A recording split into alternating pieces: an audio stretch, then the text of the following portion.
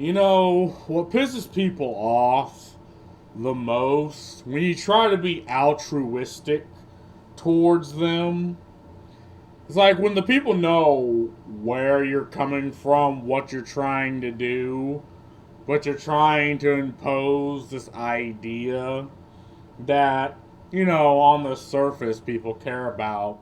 But then when you real understand what they actually mean by these things, it's like, I see. It's like them saying why Veilguard failed because it wasn't live service. And it's like, actually, people were fine with it not being live service. People hate live service so much that when they heard Veilguard was not, people were like, okay, 1 point for not being live service. But we have this post here, right?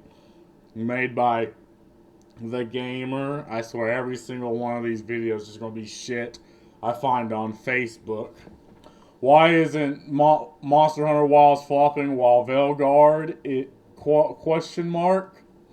Monster Hunter Wilds and Dragon Age of Veilguard both aim to be more approachable for the wider audience, but only one succeed.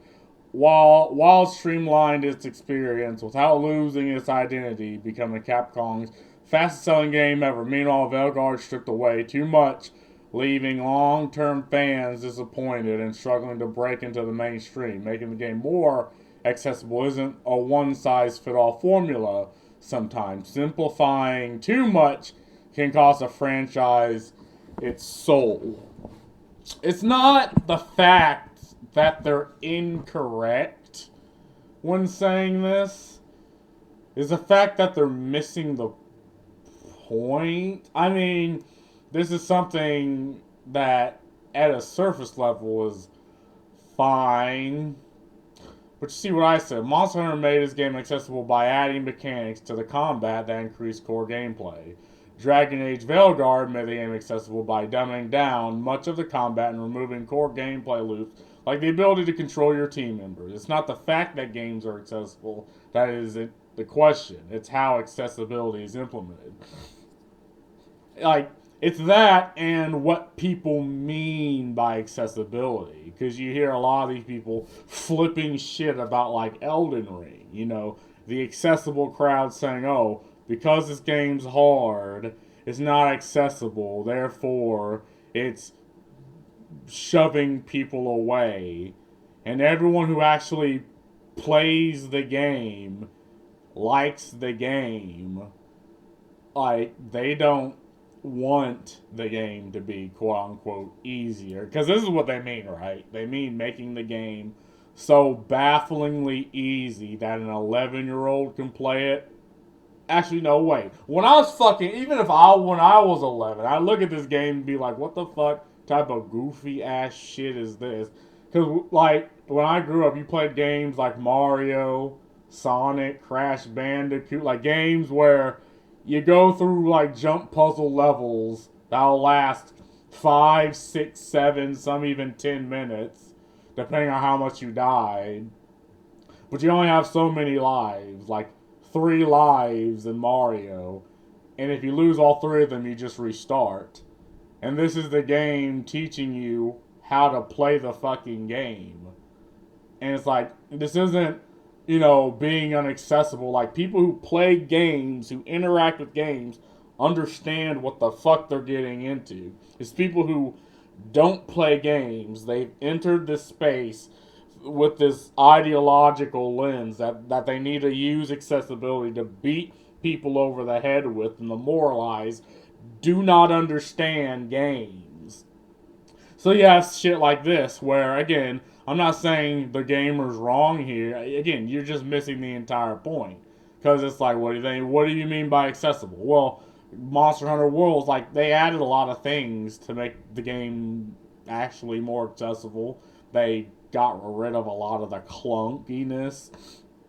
The problem is, at least what I heard, that the wound system on monsters is over fucking powered, and if you stack for that, you don't even need a stack for elements.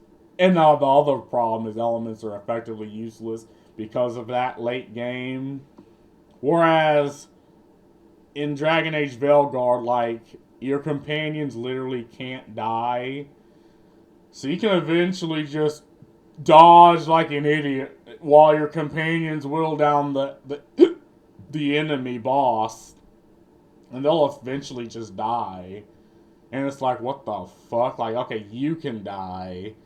But as long as you stay the fuck back, dodge like an idiot, you just that they'll just eventually melt them down. Like that's some poo poo baby bullshit. And this isn't even talking about the storytelling or the mechanics or how they have to remind you every fucking time how to do a thing to the point where they should just not even add it in the game.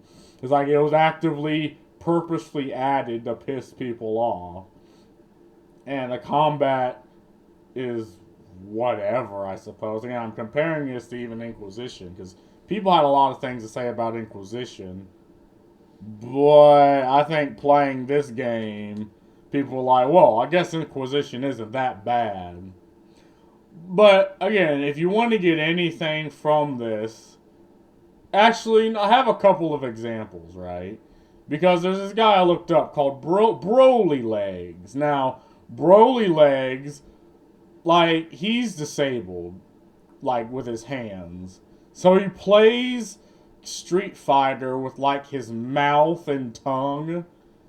And not only is he good at playing the game, like, he's one of the top players of the game. Like, I don't know how much of this I can actually play.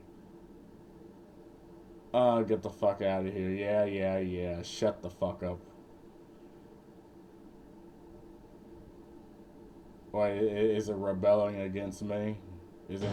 Alright. Like, not only is he good, but he's actually tops. He is one of the top Street Fighter players in the entire game. How do you... I think he's playing Chun-Li.